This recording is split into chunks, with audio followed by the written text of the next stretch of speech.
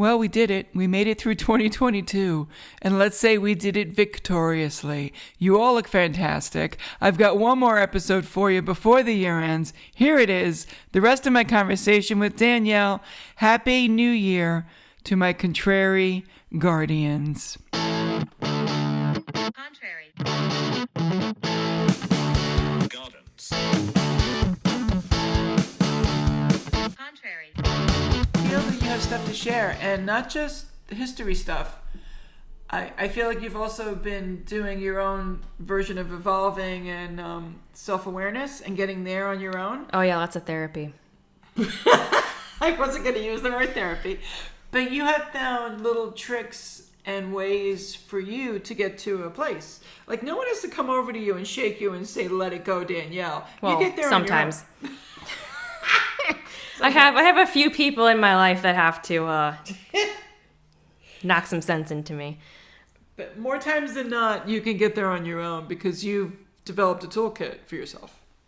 Right. Therapy. Lots of therapy. No, it's that, and also just, I think just looking at, I don't know, the broader picture and not always like focusing on yourself at times, and just knowing that like some things, it's not you. People are also going through things that you don't know about, and so they might react, and you can't overthink it too much. And like that's a big thing with me, is like overthinking and caring what people think, and it's a lot. It's a long process trying to let go of what other people think and understanding letting it go and all of that. But it's definitely been a process. It's a lot of therapy and a lot of books and a lot of just having like big conversations with people, and I don't know, just being really honest and like not sugarcoating or like getting too angry, but just having a respectful conversation about stuff. I've recently become enamored with the word authentic. I want to become the authentic version of myself. And that would include no more faking it, letting stuff go. The thing for me is people can tell me, hey, let that go. And I can let it go. But in 15 minutes, I'm going to go and pick it up again. Oh, yeah. Yeah, that's the thing. It's like, okay, recently there was a situation to where I reacted, and in the moment I felt great, like, oh yeah, I told her, and da-da-da-da. And then 15 minutes later, I'm like, well, maybe I shouldn't have said that. Or should I have really gone about it that way? Or maybe I should have said it this way, da-da-da-da. And it's like, no, I felt this way. I backed up how I felt and why I was saying that. And at the end of the day, they have to take it or leave it, and I said my piece, and I gotta let it go. You made a choice. You decided to not let it go. You decided to address it. If you let it go, you would have kept it in a coin purse in your pocket for years and thought, oh, when is her comeuppance gonna happen? Yeah. And it wouldn't. But instead, you communicated the truth to someone. Right. And you may at moments regret the way you did it, but by making that choice, by owning it, and continuing to let that have happened, and now living with the consequences, there's got to be a certain level of satisfaction of getting it off your chest. Oh, yeah, 100%. And even in that, like, example that happened recently, it's making me realize that I can apply that to, like, other situations in my life and things that I'm dealing with or will deal with in the future. Like, you can. And I think a bigger part of that too is like just having your voice, and not, because for me, like, I just keep quiet about a lot of things, and I just like, oh, I'll let it not say anything. But I think it was a culmination of different things to where it just like, no, I'm gonna say this and I'm gonna do it. And and then taking that feeling and those emotions around it and just applying it to other things in life, because well, when is anyone ever going to have an opportunity in their life to stop addressing the wrongs around them? They're always going to be. And one of the fun things that I think you and I both do is we use the word boundaries as a way to kind of, well, I've made a boundary, and that way we don't have to deal with it. Yeah. But boundaries are a legit wonderful tool that we should use, and they do provide you a level of privacy and the ability to not have to hear others' opinions, because I think it's easy to take them to heart and then think that it matters, when in fact it doesn't. The only opinion that matters is yours. And of course the people closest to you, but unless they're being a dick, then you don't have to worry about it. So boundaries are awesome if you use them correctly. I tend to use them wrong. Me too. And I end up isolating accidentally. Yeah, what are you going to do? 100%. Yeah, then you're like, oh, and you feel abandonment. Yeah. And I'm like, oh, I made that whole situation happen by myself. Yep. But it's super important to get used to telling people how you really feel. And telling them no. Ooh, telling people no. Telling people no. And also being like, I don't want to talk about that anymore.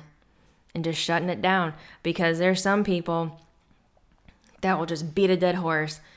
And I'm like, nope, I'm not talking about it anymore. Yeah. And it's a really hard thing to do. But there's been a few instances even recently where I've been like, I'm not talking about that anymore. That's super empowering. Yeah.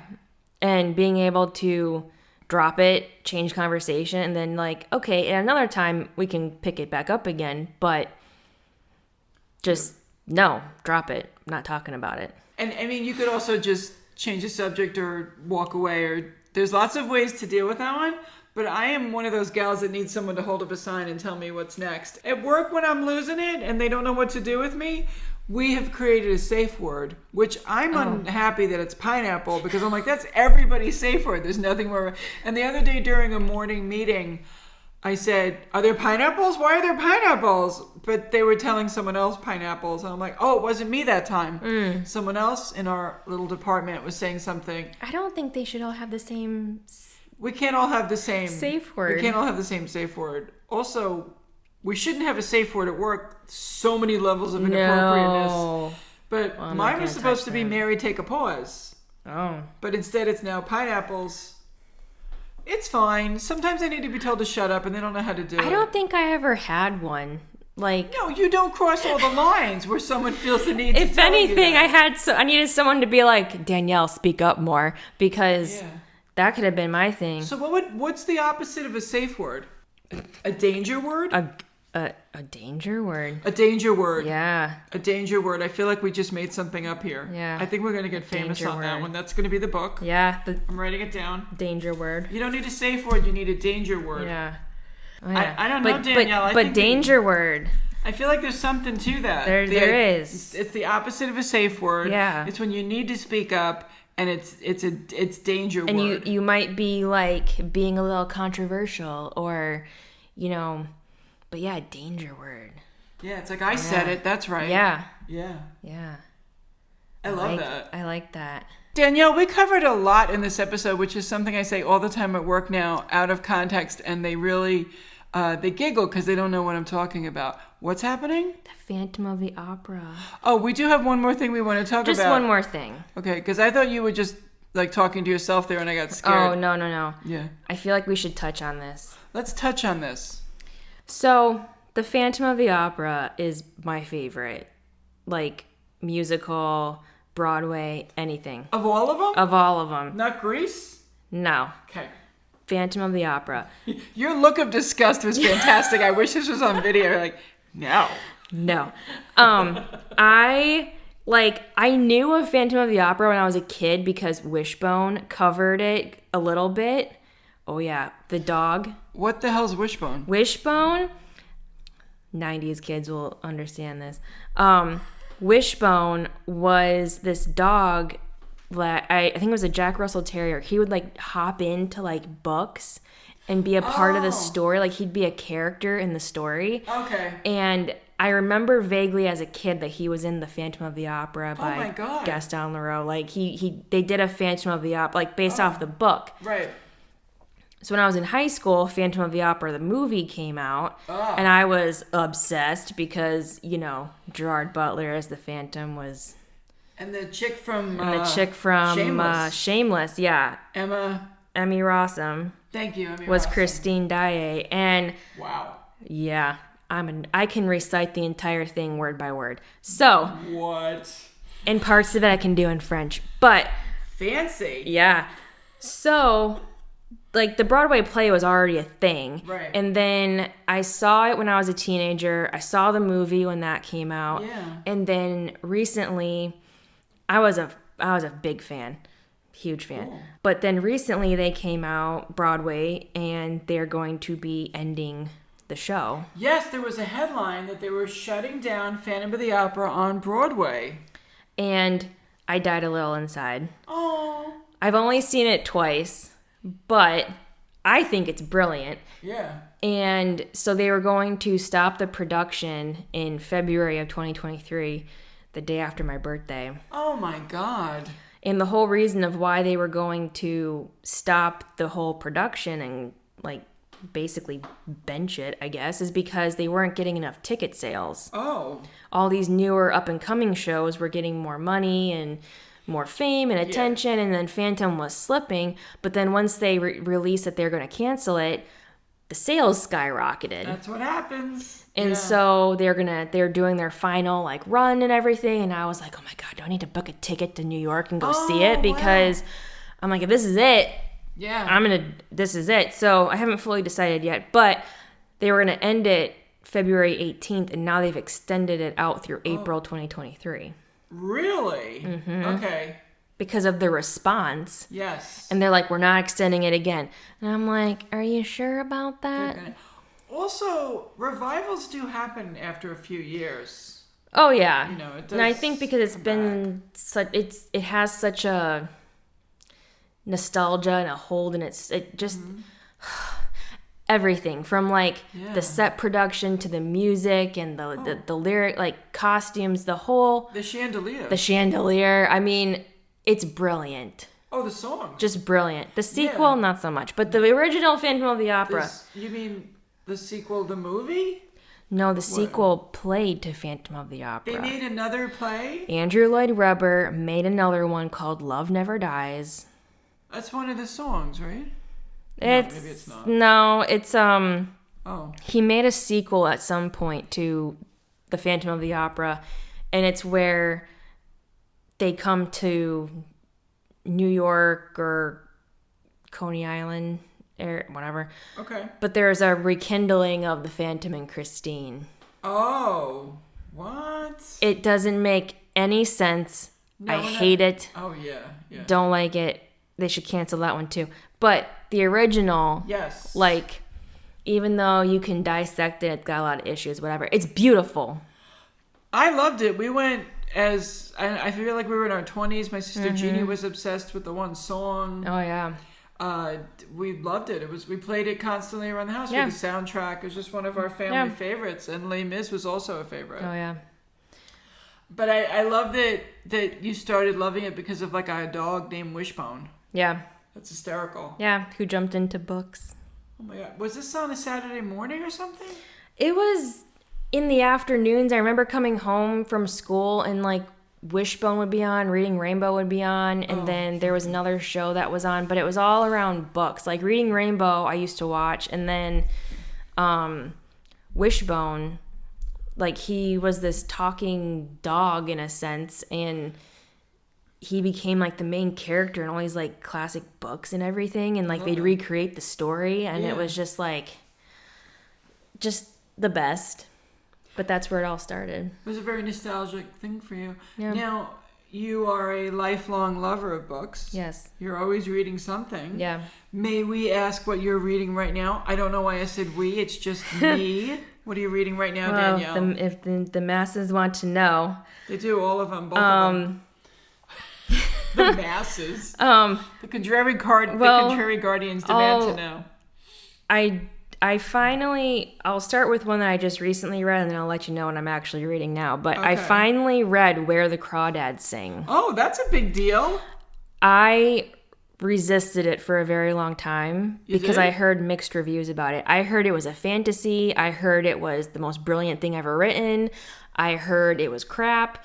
And then finally, I saw the movie on Netflix. Oh, And I yeah. watched about 20 minutes of it. And I Yeah. was like, I think I should stop and read the book. Oh, I love that. So I stopped the movie. Movies are good. They make you read. Yeah. So I stopped the movie and I read the book. I actually really enjoyed the book. Wow. It moved faster towards the end, which I didn't really like. But overall, it was a really good book. Okay. I'm glad I read it now. We'll be right back. Contrary. Gardens. Contrary. Garden. Contrary. Do you miss me performing stand-up? Is that something you would have liked to have seen but didn't get a chance to? Hey, all hope is not lost. Go to longislandmary.com. There you can check out links to all my videos, some of the fun sketch comedy I make with my friends, and there's a place where you can add a comment to appear on this podcast. I know! longislandmary.com. Check it out as soon as you're done listening to this great podcast. Contrary. Gardens. Contrary. But right now, I'm reading a book called Superfuel. Superfuel? Can I guess what it's about? Yeah. Okay, it's not about cars, right? Is it for humans? Yes. Okay, it's a super fuel for humans. Yes. Okay, which means it's a food. So I'm gonna say that the super fuel in the book is I don't fucking know, Danielle. What is it? So it's about good fats and bad fats. It's about fats. Yeah. And it's got fuel in the title. Yeah. Stop the car because we were raised to think that Right? sugar was fuel. Oh yeah, no, this is some doctor I follow online, and so it's a book about good fats, bad fats, and how to put them into your diet and everything. Yeah. So that's like my nerdy book, and then I have another nerdy one that I'm reading right now, and it's actually by Neil Gorsuch. That's a Supreme Court. Yeah. His book, A Republic, If You Can Keep It. A Republic, If You Can Keep It, by Neil Gorsuch. So he's one of the Supreme Court guys. Yeah. Okay. Yeah, so this was written a few years ago, but it's basically about like his journey to where he is now as a Supreme Court judge, and then just like an outlook on being a judge and the Constitution and upholding that as like in your role. So it's it's pretty interesting. That was almost political, but Almost. it's actually not supposed to be because No. he's a Supreme Court Yes. justice. And it's evident early on in the book that it's not about like what he thinks. It's more of upholding what their role is and with the Constitution and the like our rights. Like Yeah. definitely keeping that at the focus. That's really nice because so often people who we think of as political figures, which we should not think of Supreme Court justices as political figures, I wish we didn't know their political party at all. But it's fascinating that he wrote a book that he wasn't trying to just make a bunch of money on by making it controversial. He's talking about, hey, you know why we do this? These documents. Let's talk about these documents and what they mean. Right. That's fascinating. Right. I love that. Good choices. Yep. I want to go back to the fat book. Did they tell you to put butter in your coffee? Because I read that once. They haven't talked about butter in your coffee. Disgusting. I have not tried it, but it's almost like borderline too scientific for me. Really? Yeah, but I do enjoy what he posts on social media just because it's like those bite-sized like nuggets of information. Okay. But he promotes the hell out of his book, so I'm like, I gotta read it. Yeah. So at times it's a little bit much, but there are some things in there about like how some fats that you were told were bad for you are actually good for you. It's like an opposite thing. So it is good to have fats in your diet. It just depends on what types of fats those are, like healthy fats. Yeah. Coming up, it was all about monounsaturated, which was olive oil. And then when they started talking about triglycerides, I chose to stop paying attention because I said, you're just making up shit now. So did you just say that's all bad for you? So there's certain things that are bad for you. Is olive oil bad for you? Olive oil is good for you. Yes, Avocado oil is good for you. Oh. But when you get into those like vegetable oil, canola oil, peanut oil, sunflower oil, the safflower, the those oils that when you look at this is getting nerdy, but That's okay. I'm also a health freak. But Yes. so many directions we can go with this. But when you're looking at the ingredients list of what you're buying in the store, like if it's starting off with that sunflower oil, canola oil, it's bad for you. Because the first ingredient is the majority. It's the highest content. And it's low quality oil. It's garbage oil. It's bad for you. It And is, it's in like 90% of what you're buying at the store. Ooh, do you remember when we were all angry about the high fructose corn syrup? Mm-hmm. I feel like we moved on to fats again. It's back to fats. That's fine. I think that's good. Yeah. Because that'll stop your heart. Yeah. Diabetes is bad. Yeah. And high fructose corn syrup is giving everyone diabetes. Yeah. But if your heart stops, it doesn't matter what's in your blood. Right.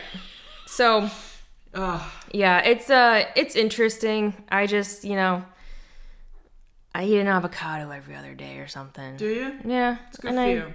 And, I eat butter. Yeah, well, I've been watching the Great British Bake Off. Oh, yeah. Butter's good for you. Well, I also enjoy the Julia Roberts. Yeah. I don't know that she cooks. Julia Child. Thank you. Yeah. Oh my God. Is Just it just that late in the put day? a block of butter in your pan when you're cooking up your eggs. It's all good for you. Put a slab of butter on your steak, on your potato. Just eat butter. That's what I'm gonna end with. Eat butter. Are you saying because it's better than margarine, or are you being sarcastic? Actually, I think it is better than margarine now Yes. that I'm remembering. So just eat your butter. Yeah. Don't be afraid of butter. Ghee Butter? is even better for you, but just eat your butter. Ghee. Ghee. Ghee's another fat, right? Well, it's when you take like a really good quality butter and you melt it down and you wipe off the excess and then you have ghee. Oh. They sell it in the store, but it's better if you just melt down your own. Like if you buy that Irish butter in the store. Oh, I've seen it. I walk by it. Yeah, It's expensive, but if you melt it down and skim off the top of it, you've basically made ghee. Oh. You know what's fascinating is the Contraria Guardians left about half an hour ago. but your people stayed. Oh yeah, the butter people stayed. The don't eat the bad oils stayed. But just eat your butter and just use avocado oil and olive oil. That's all you need. Well, that sums up our health segment. And now back to the weather. Johnny, why is it raining? We're getting a cold front. In a cold front. It's actually freezing outside. It's gonna be appropriate Christmas weather. Oh, that's cool. Yeah. All right, that's good news. Yeah. Christmas is coming. Are you done shopping, Danielle? No. I hate shopping. Ah.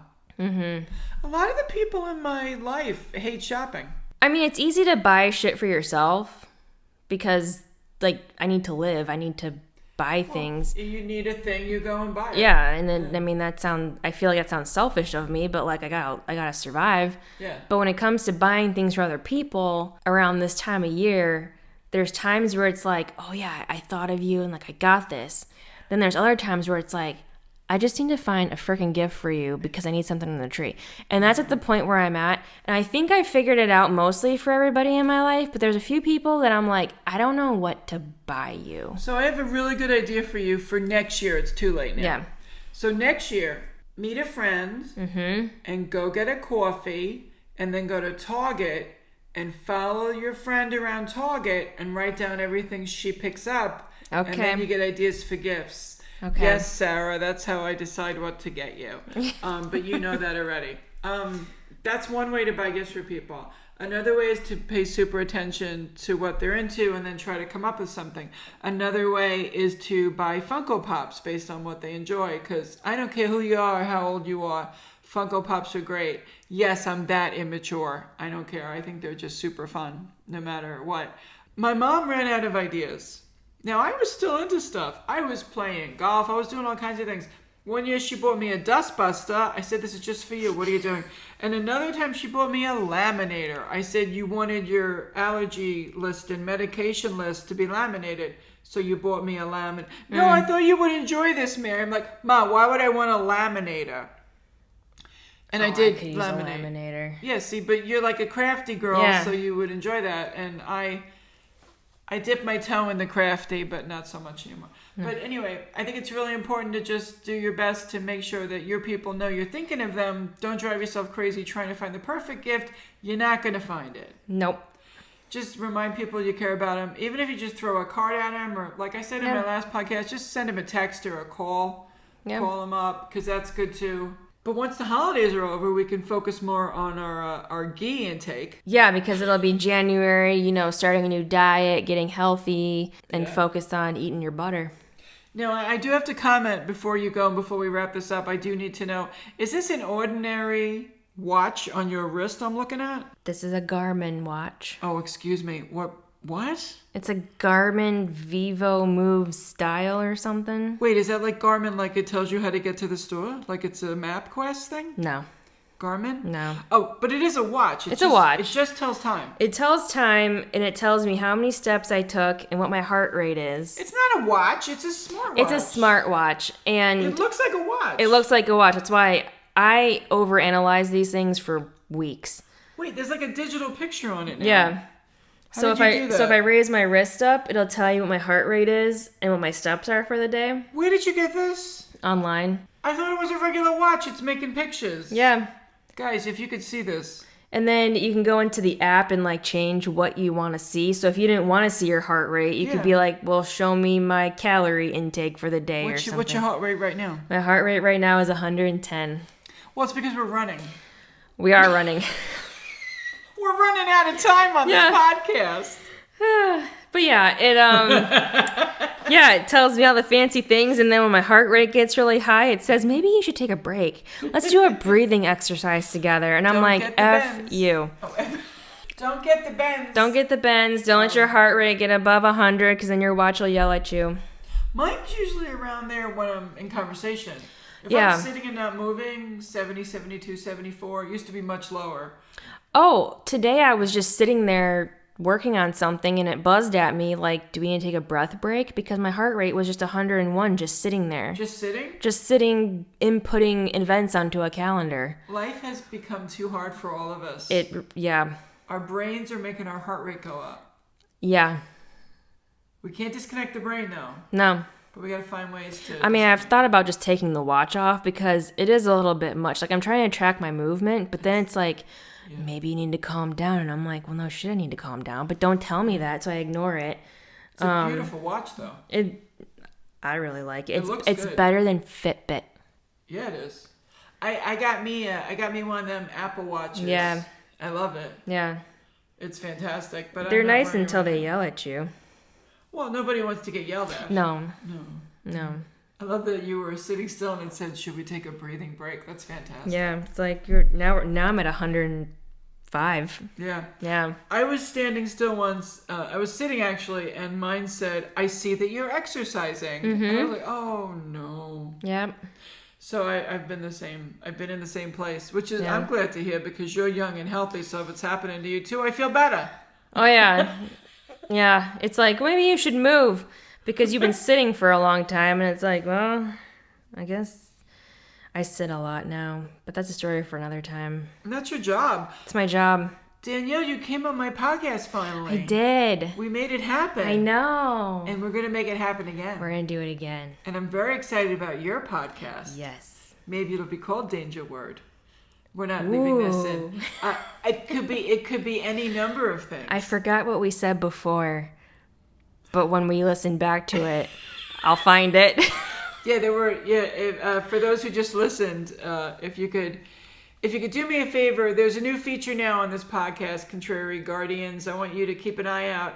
I don't know how I'm going to make it work, but I'm gonna. There's a thing that you can click on the page where you can leave a voice message now. And I know you can call into the show, not in real time, but you can call in and leave a message. And please know that if you leave a message, you are giving me permission to then put that on the show. And I will only use your first name, and I will not read your phone number or anything like that online. So your privacy is protected, but know that I will put it on the show. So you are agreeing to be on the show. So I will somehow make that work. If I don't make it work, if you go to longislandmary.com, there's a link on the front page, on the home page. You click on that link, you can leave me a message, and I'm going to put it on the show. So I want to thank my awesome, wonderful guest, Danielle Dankenbring, for being on the show today. Danielle, you're a delight.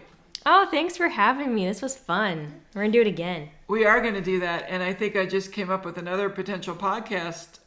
Danielle is a delight, or Delightful Danielle. Because alliteration, right? Yeah. So you were here. We're going to do it again. The holidays are coming. We're probably going to get together back in the new year and discuss fitness and health. That's funny. We'll probably talk about maybe there'll be like a drink of the week or something. Yeah. Oh, you definitely will have that segment on yours. Diet of the month. Oh, diet of the month is good. Yeah, I told myself I'm going to go on the Mediterranean diet. It lasted 4 days. Did you have a gyro? No. Oh, okay. No, I ate chicken and olives and cucumbers, and it's a lot of that. That's good. Also, a gyro is not a thing. It's a gyro. Gyro. And I don't want to hear it because my people will... Ooh, the torches. They're lighting torches right now coming for me because I said it wrong. Danielle, thank you for joining me on Contrary Gardens this week. Guys, come around every week and play with me because I need to know you're out there. Please stay hydrated. Get your hug. Take care of each other. Know that I love you. Danielle, any last word? Eat your butter. Yes, that's exactly what I thought she was going to say. All right, you guys, you have a great rest of your weekend, and I will see you next week. Contrary Guardians, go take care of yourselves and your people. Love you. Bye. Contrary. Gardens. Contrary. Eat your butter.